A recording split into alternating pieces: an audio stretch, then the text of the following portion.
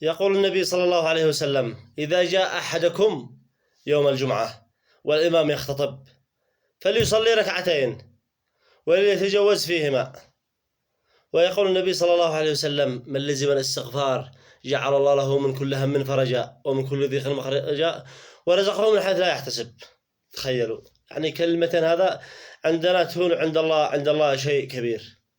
ويقول النبي صلى الله عليه وسلم: من سلك طريقا يلتمس فيه علما سهل الله له طريقا إلى الجنة. ذكر بها غيرك.